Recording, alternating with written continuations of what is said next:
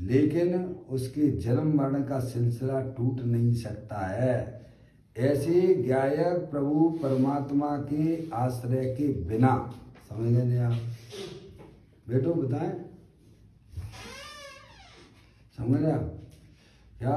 ये बात यहाँ समझाई जा रही है कि अपना जो त्रिकालिक वस्तु है, जो अनंत शक्तियों के भंडार वाला है, उसमें अपनापन स्थापित किए बिना, उसमें उसे अपने रूप जाने बिना, उसका आश्रय लिए बिना, काय समय किसी भी जीव की पर्याय में सुख शांति प्रकट होने वाली नहीं है। उसकी बात हमें यहाँ समझाई जा रही है। वही विषय जो है शुद्ध नय का विषय है। क्या? जो तीनों काल एक रूप रहता है, जिसमें कभी भी बदलाव नहीं आता है।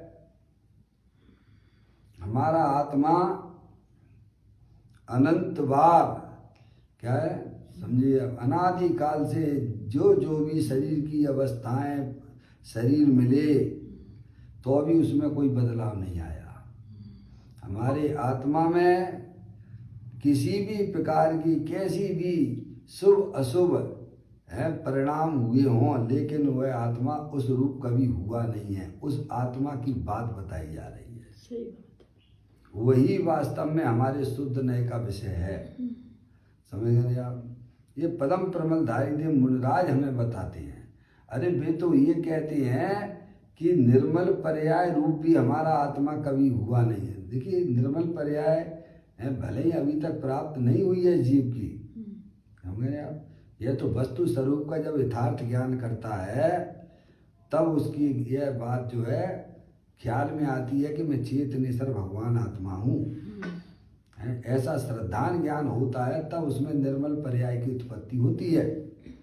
तो वे कहते हैं कि शुद्ध नय के विषय में वह निर्मल पर्याय भी नहीं आती है, वह तो व्यवहार नय के विषय में जाती है। किस में जाती है? निश्चय नय के विषय में शुद्ध नय कहो अथवा निश्चय नय कहो, वह अपने त्रिकालिक ध्रुव भगवान आत्मा को बताता है। और व्यवहार नय का विषय चाहे भाई साहब वह पर्याय मलिन हो अथवा निर्मल हो, वह व्यवहार नय के विषय में जाती है। इस कलश को अगर आपको देखना है तो यह इस प्रकार से यहाँ बता रहे हैं, सदा प्रकट कल्याण रूप परमात्म तत्व में, सदा यानी हमेशा, हमेशा उपलब्ध है, प्रकट है ना, छुपा हुआ नहीं है चैतन्य भगवान आत्मा। अरे सदा काल तो तुम जानते ही रहते हो ना भाई साहब, किस समय हमारा जानना बंद हो जाता है बताइए आप? तो वो प्रकट ही तो है ना। अरे यही तो उसकी प्रकटता है ना। सदा काल जानता रहता है वह आत्मा है भाई साहब, प्रकट है। ऐसा आचार्य कुंद देव ने, आचार्य अमृतचंद देव ने समय सार जी की 17वीं 18वें नंबर की गाथा में हमें बताया कि आबाल गोपाल को अनुभूति स्वरूप भगवान आत्मा जानने में आ रहा है। समझ में आया?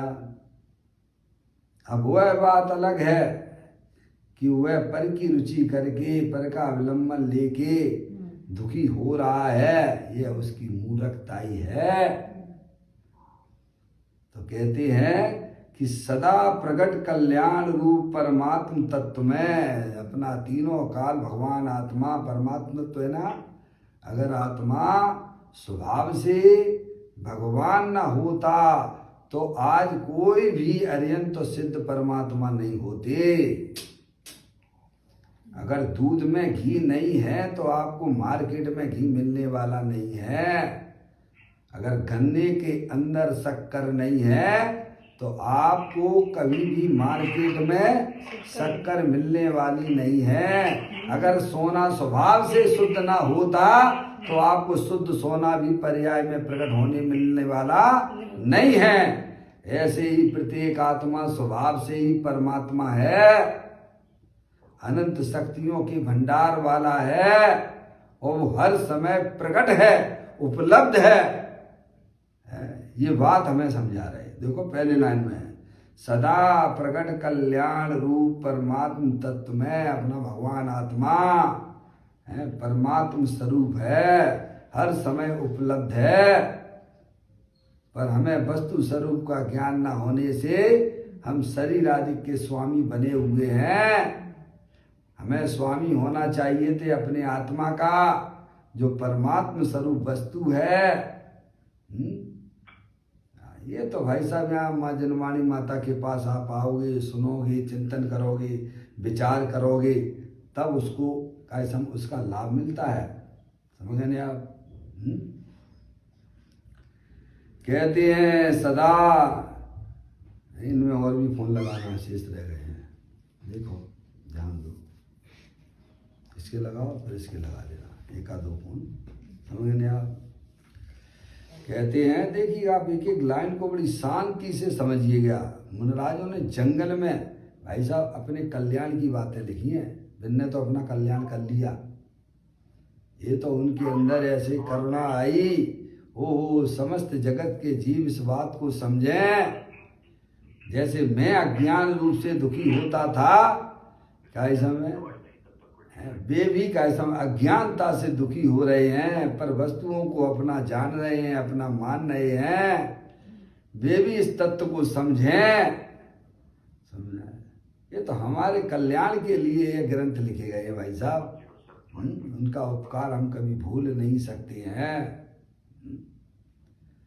वे लिखते हैं सदा प्रकट कल्याण रूप परमात्म तत्व में अपना ज्ञायक प्रभु परमात्मा सदा काल प्रकट रूप है भाई साहब। ऐसा परमात्मा स्वरूप आपके मंदिर में भी नहीं मिलेगा। हम 24 घंटा मंदिरों में भगवान को ढूंढा करते हैं, क्षेत्रों पे जाके भगवान को ढूंढा करते हैं। अरे इतना ज्ञान अगर तुम यहाँ घर पे बैठे बैठे कर लोगे भाई साहब सच्चा, तो तुम्हारा भगवान तुम्हें मिल जाएगा। बोलिए और बोलो। इतनी बुद्धि हम दूसरों की तरफ लगाते हैं। अगर यही बुद्धि हमारे तत्व की तरफ हो जाए तो भाई साहब परमात्मा स्वरूप तो उपलब्ध है ना। हमें भगवान के दर्शन करने के लिए क्या जरूरत है कहीं जाने की। आपने अपने आत्मा को जान लिया, उस आत्मा के अंदर ही अनंत सिद्ध परमात्मा बसते हैं। ऐसा भगवान आत्मा दे देवल में विराजमान है भैया। अजय भाई आ गए ना। तो कहते हैं सदा प्रकट कल्याण रूप परमात्म तत्व में ध्यानावली, इसमें भी एक आध दो रह गए हूं, देख लो। देखो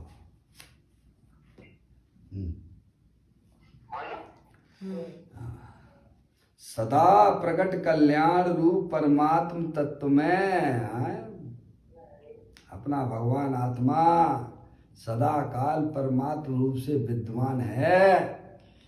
कहते भेद ज्ञान की आंख न थी मैं क्या कर सकती थी यह ज्वाला।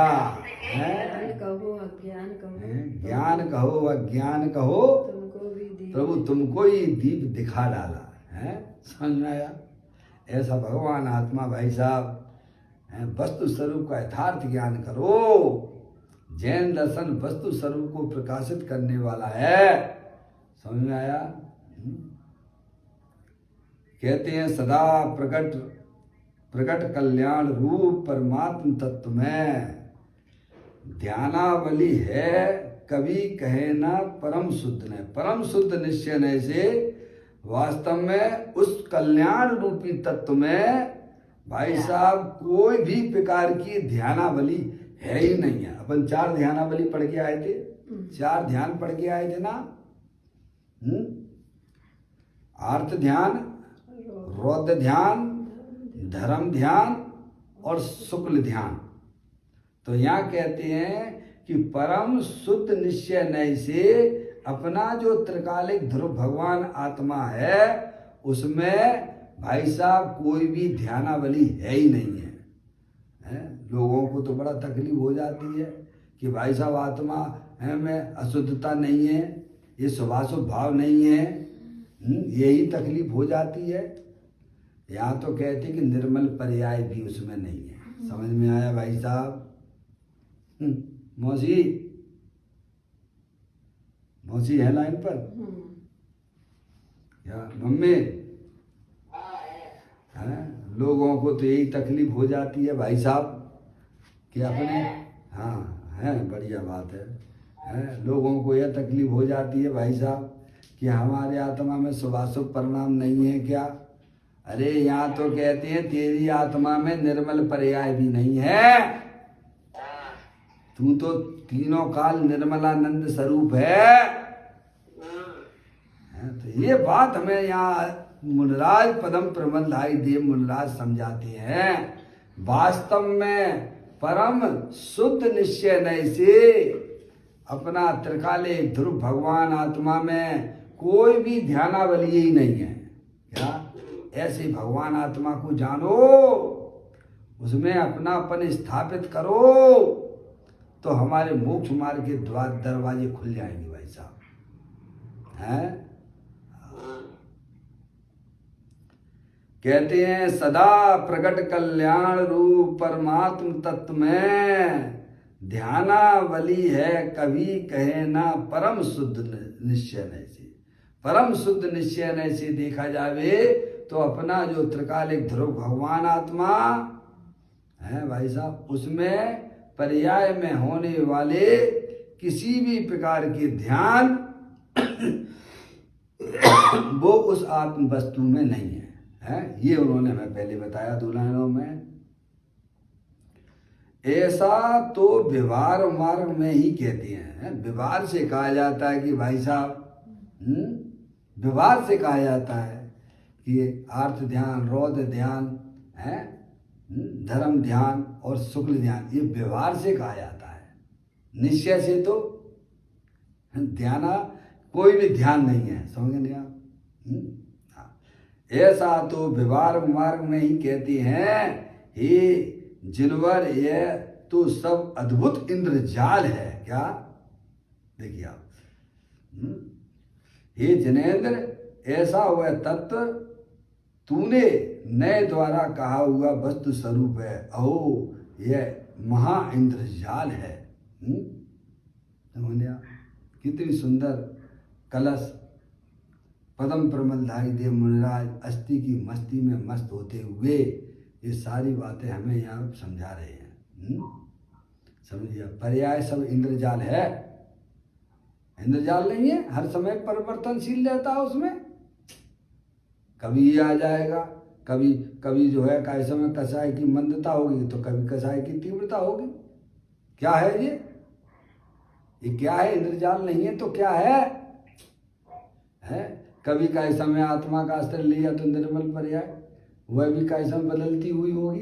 पर्याय का स्वरूप ही बदलने वाला है, और एक जो नहीं बदलता है वो अपना त्रिकालिक ध्रुव भगवान आत्मा है, जो कभी कैसा भी पर्याय का रूप होता हो पर उसमें कभी भी परिवर्तन होता नहीं है। ऐसा भगवान आत्मा दे देवल में विराजमान है। उसका ज्ञान और श्रद्धान करो और उसमें ही अपनी वर्तमान पर्याय को मग्न करो। किसी भी पर द्रव्य की तरफ ना देखो, कैसा भी पर्याय में राग होता हो उसकी तरफ भी ना देखो। अरे पर्याय में निर्मल परिणमन भी होता हो तो उसे ना देखो, गुण भेदों को भी ना देखो, एक अभेद गायक प्रभु परमात्मा को देखो। जिसे पंडित बनारसी दास जी उन छंदों के माध्यम से भी हमें समझाते हैं। एक देखिए जानिए रम रहिए एक ठौर, समल विमल न विचारिए यही सिद्ध नहीं और। क्या? अरे देखने योग्य तो अपना वह त्रिकालिक ध्रुव भगवान आत्मा है, जो अनंत शक्तियों के भंडार वाला है। एक देखिए बस, जिसमें कभी भी बदलाव होता नहीं है। पर्याय में होने वाला सब इंद्रजाल है, चाहे वह विभाव रूप से हो चाहे वह निर्मल रूप से हो। भाई साहब वह सब इंद्रजाल है। अपना भगवान आत्मा ना कभी बदलता है, ना उसका नाश होता है, और ना कभी उसकी उत्पत्ति होती है। ऐसे ज्ञायक प्रभु परमात्मा को देखो है। ये बात हमें इस कलश में समझाई जा रही है। अब देखिएगा इसी कलश के ऊपर पूज्य गुरुदेव श्री ने यहाँ स्पष्टीकरण किया है। नियम सार ये प्रवचन चल रहे हैं। अब आप निकालिए 712वें नंबर का, यहाँ जो है उसका स्पष्टीकरण पूज्य गुरुदेव श्री ने समझाया है। अब आप देखें उसको देखें। शुद्ध नय, दो नय होते हैं ना भाई साहब, दो नए बताए जाते वस्तु को भाई साहब समझने के लिए। अनादिकाल से हमारे पर्याय में अशुद्ध नय चल रहा है। हमारी आत्मा में पर्याय कोई विषय बनाती है, संयोगों कोई विषय बनाती है वो अशुद्ध नय है। समझेंगे आप। और शुद्ध नय जो है अपने त्रिकालिक ध्रुव भगवान आत्मा को विषय बनाता है। तो कहते हैं शुद्ध नय ध्यान की निर्मल पर्याय को भी स्वीकार नहीं करता। लो क्या कहते हैं, शुद्ध नय जो है ना भाई साहब, वो ध्यान की निर्मल पर्याय। ध्यान की निर्मल पर्याय कौन कौन सी थी भाई साहब? धर्म ध्यान और शुक्ल ध्यान। आगे समझ में, आर्त ध्यान और रौद्र ध्यान तो भाई साहब मलिन पर्याय है। समझ नहीं आप, वे कौन सी पर्याय है? आर्त ध्यान और रौद्र ध्यान वाली मलिन पर्याय है। धर्म ध्यान और शुक्ल ध्यान रूपी पर्याय निर्मल पर्याय हुआ करती हैं। तो कहती है शुद्ध नय ध्यान की निर्मल पर्याय को भी स्वीकार नहीं करता है। क्या? उसको भी अवस्तु कह देता है। गजब है। अवस्तु कह देता है ही नहीं है। क्या है ही नहीं है? मतलब उसे गौण करके अवस्तु कहा जाता है। क्या? पर्याय के बिना ऐसा तो नहीं कभी द्रव्य रहता हो, पर्याय तो है, पर शुद्ध नय उसे स्वीकार नहीं करता है। शुद्ध नय का विषय तो त्रिकालिक ध्रुव भगवान आत्मा है। वो पर्याय का विषय करने वाला तो व्यवहार नय है, अशुद्ध नय है। क्या? पर्याय अशुद्ध नय में शुद्ध नय का जो विषय त्रिकालिक ध्रुव भगवान आत्मा वो गौण हो जाता है भाई साहब। और वह पर्याय वाला विषय मुख हो जाता है किसमें? व्यवहार नय में, अशुद्ध नय में है भाई साहब। और शुद्ध नय में वे पर्याय वाला पोर्शन गायब हो जाता है और त्रिकालिक जो द्रव्य स्वभाव वाला विषय वो मुख हो जाता है। बस इस अपेक्षा मुख्य गुणता की बात है भाई साहब। ये बात आपको समझना पड़ेगी। भाई जिसका जो विषय है उस विषय में वही चीज मिलेगी कि दूसरी मिल जाएगी? हैं?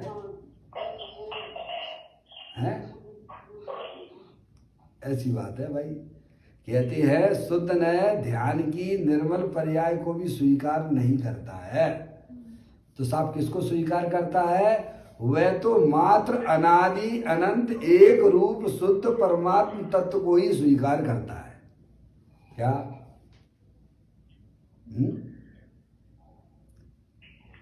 शुद्ध ज्ञान की अंश होती है ना नय।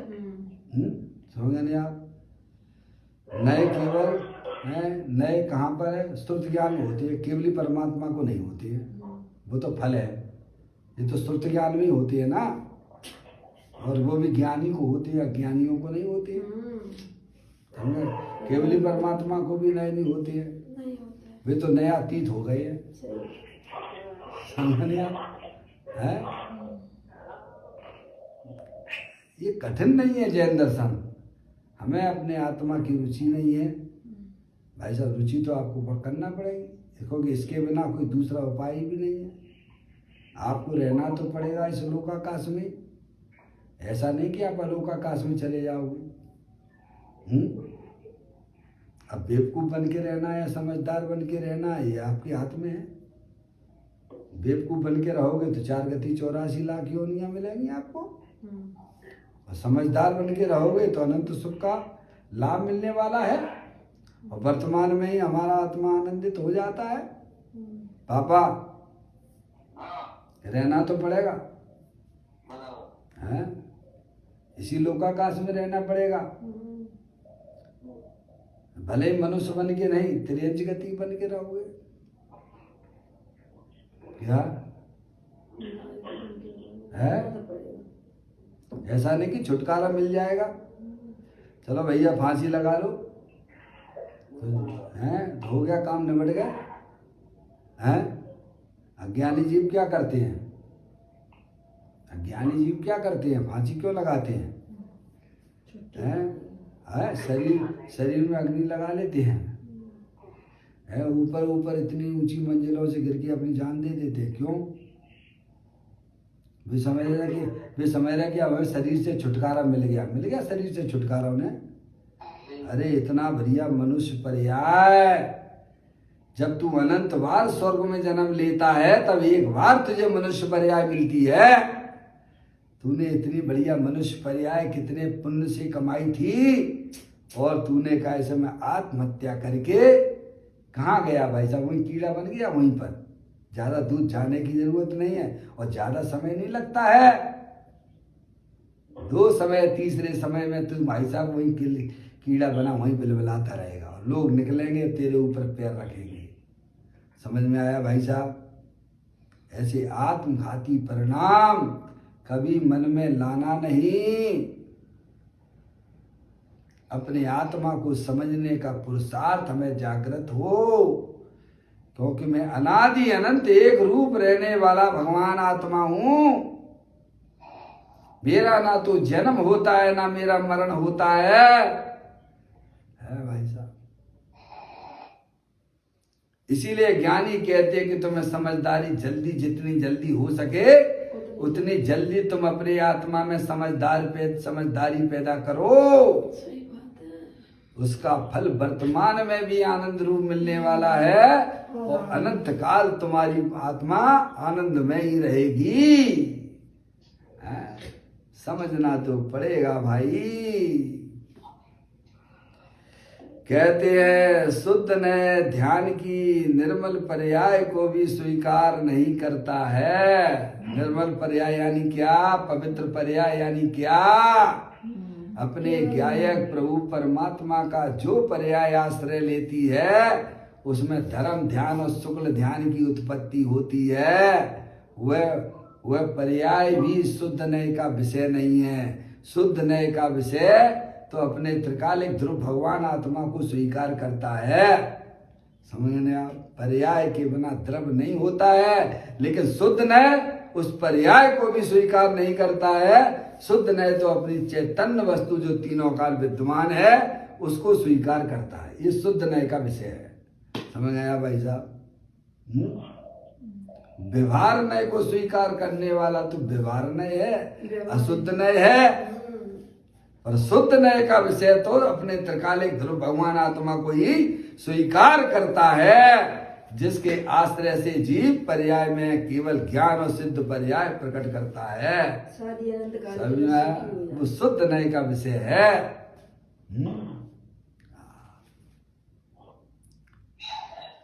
कहते हैं शुद्ध नय ध्यान की निर्मल पर्याय को भी स्वीकार नहीं करता। वह तो मात्र अनादि अनंत एक रूप शुद्ध परमात्म तत्व को स्वीकार करता है। समझिए आप पर्याय का मुख किधर हो चुका है। किसको स्वीकार करता है?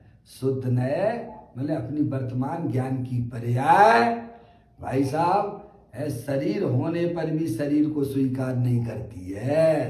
राग पर्याय में होने पर भी राग को स्वीकार नहीं करती है। अरे निर्मल पर्याय होने पर भी निर्मल पर्याय को स्वीकार नहीं करती है।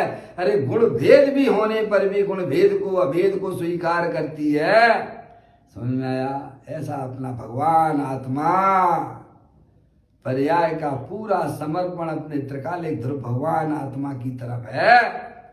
उसी को ज्ञानी शुद्ध नय कहते हैं। प्रमत्त अप्रमत्त नहीं, मैं तो एक ज्ञायक भाव हूं। वो शुद्ध नय का विषय है। ये बात हमें यहाँ पदम प्रमलदाई देव मुनराज की दो लाइनें मैंने आपको पढ़ी। अब इसके ऊपर पूज्य गुरुदेव श्री यहाँ पर व्याख्यान करते हैं, वो आप सुनिए। आप शुद्ध ज्ञानानंद ध्रुव आत्मा का भान करके, पहले क्या है, अपने भगवान आत्मा को पहले पहचानो। वह तीनों काल शुद्ध ज्ञान का भंडार है, जिसमें कभी मिलावट होती नहीं है और कभी होगी नहीं। ऐसे आत्मा का भान करके, उसे जानकर, उसे पहचान कर, क्या हम तो कैसा माने हुए भाई साहब, कितनी मिलावट कर रहे हो आप पर्याय में, प्रति समय मिलावट है, तभी तो दुखी हो रहे हैं। क्या मिलावट करते हो भाई साहब, शरीर को अपना मान रहे, यही तो मिलावट करते हो, सबसे बड़ी मिलावट। जबकि शरीर तुम्हारा कभी होता नहीं है, हैं? रागादिक परिणतियों की मिलावट करते हो, अपने आत्मा के साथ अटैचमेंट करना, इसी तो यही तो मिलावट हो रही है ना। पर वस्तु स्वरूप में कभी मिलावट होती नहीं है। तो कहते हैं शुद्ध ज्ञानानंद ध्रुव आत्मा का भान करके सबसे पहले ये ज्ञान करो कि मैं चेतनेश्वर भगवान आत्मा हूँ, पर द्रव पर भाव और पर्याय से भी भिन्न अखंड ज्ञान ज्योति स्वरूप हूँ। ऐसा पहले भान करो, ऐसा अपने आप को जानो। इसके जाने बिना भाई साहब हैं, आपके मोक्ष के दरवाजे नहीं खुलेंगे, जन्म मरण का अभाव नहीं होगा। कहते हैं शुद्ध ज्ञानानंद ध्रुव आत्मा का भान करके उसमें एकाग्र होना प्रतिक्रमण है। प्रतिक्रमण अधिकार चल रहा है ना आगे भाषण में। केवल मात्र पाठ बोल लेना, अपने दोषों की निंदा है गिरा कर लेना, ये तो स्वभाव है, ये क्या कोई धर्म नहीं है। क्या है, अपने पूर्व में किए गए पापों का निंदा ग्रह करना भाई साहब, अपने दोषों का, वह तो स्वभाव है। पाठ बोलना वह स्वभाव है। वह कोई निश्चय प्रतिक्रमण नहीं है, उसे व्यवहार प्रतिक्रमण कहते हैं। और वह व्यवहार प्रतिक्रमण भी ज्ञानियों को होता है, अज्ञानियों को नहीं होता है। क्या ये भी गजब है, समझ ना। निश्चय प्रतिक्रमण तो उसे ज्ञानी कहते हैं कि शुद्ध ज्ञानानंद ध्रुव आत्मा का भान करके उसमें एकाग्र होना वही प्रतिक्रमण है। शरीर मन वाणी तो जड़ है। क्या है, आप अपने ज्ञान की कसौटी पे कस के देख लीजिए, जड़ है कि चेतन है? हैं? शरीर क्या है, चेतन है कि जड़ है? उसमें कुछ जानने देखने की शक्ति है क्या है? बस यही तो भगवान हमें समझाते हैं, यही तो हमको बता रहे हैं, यही तो आचार्य भगवान हमको समझा रहे। तो अपनी ज्ञान की कसौटी में कस के देखो ना। यहाँ ऐसा नहीं कि हम तुमसे कह रहे हो तुम उसे मान लो, तुम तो अपनी वर्तमान ज्ञान की कसौटी पे जितना बढ़िया तरीके से कसोगे उतनी जल्दी, उतनी बढ़िया भगवान आत्मा की आपकी पर्याय में पकड़ बनेगी। समझेंगे नहीं आप? कहते हैं शरीर मन वाणी तो जड़ है, अवस्था में उसका अभाव है। क्या आत्मा में उसका अभाव है। किसका? शरीर का। शरीर जड़ है, रूपी है, स्पर्श रस गंध वर्ण वाला है, और अपना चेतनेश्वर भगवान आत्मा अरूपी है, जानने देखने का भंडार है। समझने आप? दोनों में देखिए आप भिन्नता देखिएगा। अरूपी है और शरीर रूपी है। भगवान आत्मा चेतनेश्वर ज्ञान दर्शन आदि अनंत गुणों का भंडार है। ये स्पर्श रसगंध वाला है, उदगंध, दोनों भिन्न भिन्न, एक दूसरे में अभाव है, अत्यंत अभाव है कि नहीं है? दोनों की सकल, जैसे आप में और मेरे में क्या है बोलो? आप भिन्न हो, मैं भी भिन्न हूँ। आपका अस्तित्व मेरे में कितना है, मेरा अस्तित्व आप में कितना है? ऐसे ही ये शरीर जो हमारे संयोग में है, उसका हमारे आत्मा के साथ में भाई साहब अत्यंत अभाव है। जैसा आप और हम में बाहर में दिखाई देता है, ऐसे ही आत्मा का और शरीर में अत्यंत अभाव है। दोनों भिन्न भिन्न वस्तुएं हैं। अब उसमें मिलावट तुम क्यों करते हो? ये मिलावट का धंधा जिस दिन से आपने छोड़ना बंद कर दिया, उस दिन से समझ लेना भाई साहब कि आपके 4 गति 84 लाख योनियों में जन्म मरण का सिलसिला भी टूट जाएगा। समझ में आया? पर्याय में होने वाले दुख का भी भाई साहब नाश हो जाएगा। मिलावट ना कीजिए, अपना अंश पर में ना मिलाइए और पर का अंश अपने में ना मिलाइए। निज को निज पर को पर जान और फिर दुख का नहीं लेस निशान। कहते हैं शरीर मन वाणी तो जड़ है, आत्मा में उनका अभाव है। एक बात तो ये बताई भगवान ने हमको। फिर दूसरी बात कहती है पुण्य पाप के विकारी भाव भी आत्मा के वास्तविक स्वरूप नहीं है। संसार अवस्था में जो हमारी आत्मा में शुभाशुभ रूप परिणाम पुण्य पाप के परिणाम दिखाई देते हैं,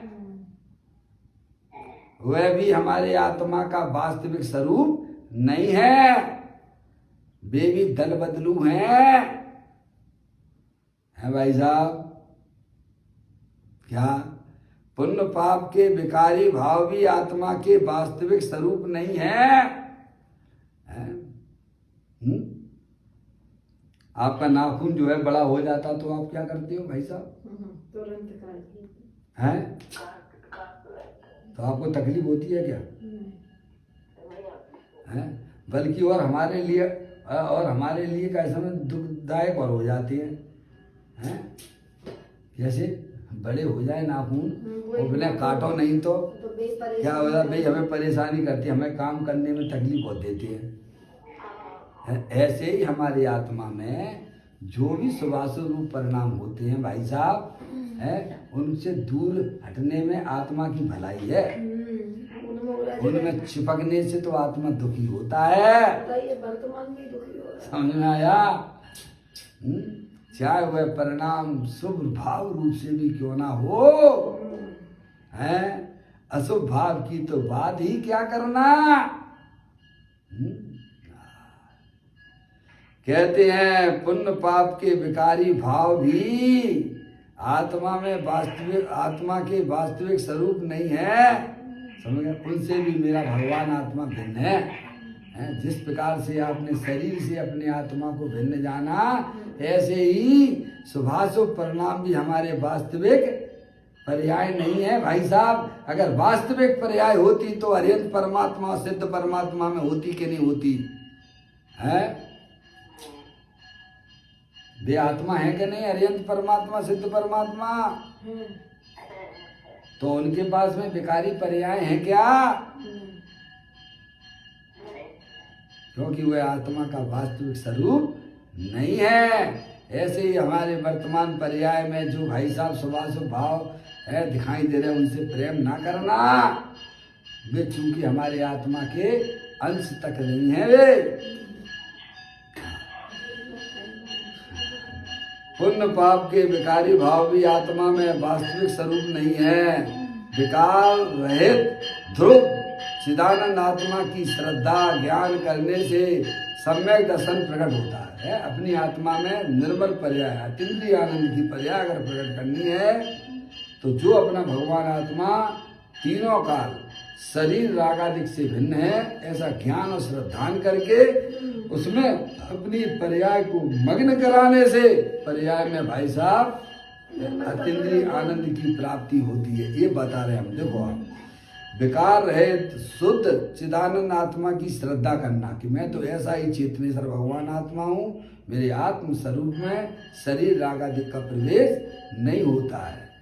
ऐसा ज्ञान श्रद्धान करने से सम्यक दर्शन प्रकट होता है। और फिर वह पर्याय है भाई साहब, जिसने अपना घर देख लिया इतना सुंदर है, अब वह पर्याय कभी भी कैसा में बैर मुख अगर हो जाती है कमजोरी से, तो वह समझ चुकी है कि अब ये बाहर की जगह हमारी कहीं रहने की नहीं है। हमारा तो रहने का स्थान अपना चेतनेश्वर भगवान आत्मा ही है। उसे ज्ञानी चारित्र कहती है। चारित्र प्रकट होता है और ध्यान की पर्याय प्रकट होती है वह पर्याय भी कल्याणमय परम तत्व में नहीं है, ये बताना चाहती है। इसका मूल विषय ये है कलश का, है जो निर्मल पर्याय आत्मा के लक्ष्य से प्रकट होती है, वह पर्याय भी हमारे शुद्ध नय के विषय में नहीं आती है। शुद्ध नय का विषय तो अपने त्रिकालिक ध्रुव भगवान आत्मा का अस्तित्व स्वीकार करता है, उसको कहते शुद्ध नय। वह पर्याय भी कल्याणमय परमात्म तत्व में नहीं है। देखो इसमें सम्यक दर्शन का ध्येय बताया है, सम्यक दर्शन अथवा शुद्ध नय किसे स्वीकार करता है, किसे स्वीकार करता है वह बताया है। ये मूल कलश का मतलब ये है, इसका भाव। यह बहुत अद्भुत बात बताई है, ज्ञानियों को बड़ी अद्भुत बात लगती है, समझ गए नहीं आप? अज्ञानी लोगों को द्रव गुण पर्याय का ज्ञान नहीं है, तो कितना नहीं कौन कौन सी बातें कहाँ सी बातें करते हैं। अरे ये तो जैन दर्शन में ही आपको मिलेगी, वास्तविकता है, बाकी सब गड़बड़ सड़बड़ चल रहा है दुनिया में। पूरी दुनिया छान लेना भाई साहब, है एक बात सच्ची नहीं मिलेगी आपको, दुनिया झूठा, समझ गए नहीं आप? सब जन्म मरण के लिप्त होने वाले हैं, एक भी धर्म की चर्चा नहीं करते, एक भी द्रव गुण पर्याय की चर्चा नहीं करते हैं, समझ गए नहीं आप? निरंतर संयोगों की बात करेंगे, पर द्रव्य की बात करेंगे, अपनी आत्मा की बातें नहीं करेंगे भाई।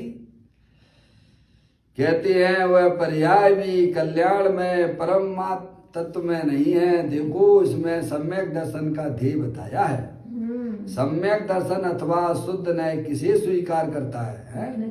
सम्यक दर्शन यानी सम्यक दर्शन का विषय यानी शुद्ध नय है, किसे स्वीकार करता है यह बताया है। यह बहुत अद्भुत बात बताई है, पर का तो आत्मा कुछ कर नहीं सकता है, ये निर्णय करिएगा। पुण्य पाप के विकारी भाव भी करने योग्य नहीं है, करने योग्य नहीं है, समझ गए? हम तो निरंतर उसी में लिप्त रह रहे हैं, उन्हीं को धर्म माने बैठे बैठे हैं। क्या भाई साहब, पुण्य पाप की रुचि है तो पुण्य पाप को करने योग्य है, पुण्य भाव तो करने योग्य है ना, पाप करने योग्य नहीं है। प्रभु ये कहो तो समझ में आता है। ज्ञानी कहते पुण्य भाव भी करने योग्य नहीं है और तुम कर भी नहीं सकते हो, ये भी गजब की बात है। कर सकते हो तो करके बताइए आप। तो ज्ञानी हमें समझाते हैं कि पुण्य पाप के विकारी भाव भी करने योग्य नहीं है। इतना ही नहीं, आत्मा के आश्रय से प्रकट होने वाले वीतरागी पर्याय, पितकर्मण की पर्याय, ध्यान की श्रेणी, धर्म ध्यान व शुक्ल ध्यान भी शुद्ध नय का विषय नहीं है। शुद्ध नय का विषय तो अपना त्रिकालिक ध्रुव भगवान आत्मा को ही मात्र स्वीकार करता है, क्योंकि वे पर्याय नवीन प्रकट होती हैं। कौन सी? जितनी भी पर्याय है वे है निर्मल पर्याय, हर समय नई नई उत्पन्न होगी ना, पर्याय का स्वरूप ही है ना। पर्याय अपने ज्ञायक प्रभु परमात्मा के आश्रय से जो निर्मल पर्याय प्रकट होती हैं वे सब नई नई होती हैं। क्या भाई साहब बताओ, एक पर्याय का दूसरी पर्याय से भी कोई संबंध नहीं है। सिद्ध भगवान है, भाषा खाते हैं, ताजी खाते हैं, जो अनंत सुख का पर्याय का भोग उन्होंने कर लिया है, अब दूसरे समय नई अनंत सुख पर्याय का भोग करेंगे। फिर उसके बाद तीसरे समय नई पर्याय का भोग करेंगे। आपको भी तो इच्छा होती है नया नया भोजन करने की। रोजीना के रोजीना वही बना दो, दाल बाटी बना दो, रोजीना के रोजीना भाई साहब आपको दाल रोटियां बनाओ तो अच्छा लगता है कि क्या पापा? लड़ाई झगड़े करने लग जाते हैं। रोजीना के रोजीना वही के वही बना देते हो आप, हैं? समझ में आया? आत्मा की है, आत्मा भी चाहता है कि भाई सब नया नया मिले ना, नया नया मिले ना, हर इंद्रियों के विषयों में नया नया ढूंढता रहता है ना।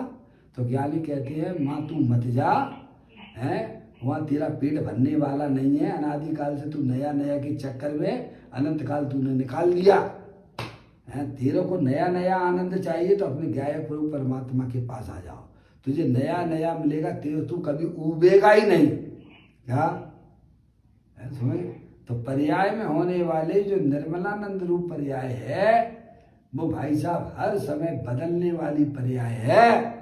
तो कहते हैं ध्यान की श्रेणी में धर्म ध्यान व शुक्ल ध्यान भी शुद्ध नए का विषय नहीं है, क्योंकि वे पर्याय नवीन प्रकट होती हैं। क्या? और अपना भगवान आत्मा सदा काल रहने वो तो सदाकाल निर्मलानंद स्वरूप है वो है कभी भाई ऐसा साहब, हुआ ही नहीं है। है ना? है वो तो कभी जाता भी नहीं है, आता भी नहीं है, हैं? ऐसे निहाल भाई सोगानी है, निहाल भाई सोगानी से कहा कि भाई साहब हैं आप गुरुदेव श्री के लाभ लेने के लिए सोनगढ़ पधारो, बढ़िया चल रहा है गुरुदेव श्री का यहाँ पर। तो वो कहते हैं कि भाई साहब आना जाना तो सब कर्माधीन व्यवस्था है, निश्चय निहाल भाई नहीं कहीं आते हैं न जाते हैं। क्या भाई समझ में आया? निश्चय निहाल भाई ना कहीं आती है न जाती है। निश्चय निहाल भाई मतलब अपना भगवान आत्मा निष्कृत स्वभावित है, हम अपनी शक्तियों को नहीं जानते हैं ना, इसीलिए तो ये हमारी दुर्दशा हो रही है ना। अपना भगवान आत्मा निर्मलानंद है, हर समय उपस्थित है भाई साहब, उसका भोग करो ना। जो आने जाने वालों से क्या प्रेम करना, जो 24 घंटा हमारे साथ में रहता है उससे प्रेम करो ना। इसमें कभी साथ छोड़ा ही नहीं। कहते हैं एक समय की अवस्था है, शुद्ध नय का विषय तो त्रिकाली परमात्मा है, ये कहते हैं। देखो क्योंकि यहाँ कानून वे पर्याय नवीन प्रकट होती हैं। कौन सी? कोई भी पर्याय हो, निर्मल पर्याय भी हर समय नई नई उत्पन्न होती है। पर्याय का स्वरूप ही एक समय की है, एक समय की अवस्था वाली है। शुद्ध नय का विषय तो त्रिकाली परमात्मा है जो अनादि अनंत शुद्ध है। क्या? शुद्धता का भंडार है अपना ऐसा भगवान आत्मा, वह ही सम्यक दर्शन का विषय है। अब अपना जो है थोड़ा विषय कल चल पाएगा, एक लाइन में पढ़ लेता हूँ जिसके ऊपर पूज्य गुरुदेव श्री कल इसका व्याख्यान करेंगे, स्पष्टीकरण करेंगे। मूल लाइन है इसमें, अहो शुद्ध परमात्म तत्व की अपेक्षा से ध्यानावली अवस्तु है। क्या है? क्या? ध्यानावली अवस्तु है। किसकी अपेक्षा से? अपने त्रिकालिक ध्रुव भगवान आत्मा की अपेक्षा से पर्याय में होने वाला किसी कोई भी प्रकार का ध्यान वह वास्तव में अवस्तु कह के यहाँ पर संबोधन किया गया है। उसका स्पष्टीकरण कल अपन यहाँ पढ़ेंगे। अभी अपना समय यहाँ हो गया। निज निधि निज में बताई, यह अनंत अनंत उपकार है, उसके लिए जिन वाणी माँ को वंदना सतवार है, वंदना सतवार है। 9 बार नमोकार मंत्र।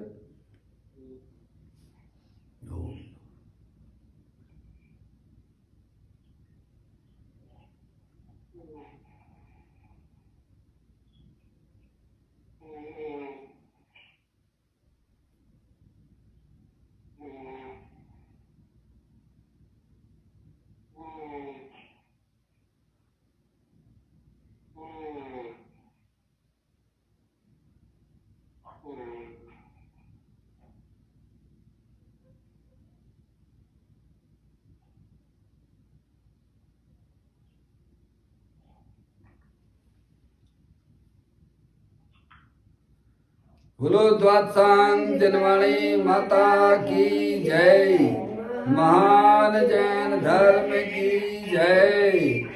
सभी साधर्मी आत्मार्थी बंधुओं को सादर जय जनेन्द्र, जय जनेन्द्र, जय जनेन्द्र, जय जनेन्द्र, जय जनेन्द्र पप्पू भैया, जय जनेन्द्र साहब। मुझे बंद कैसे हो गया?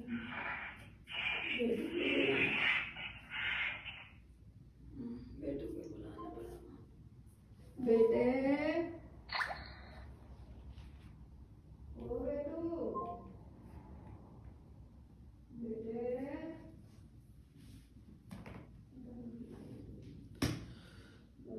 वीतराग देवादिदेव जय प्रभु।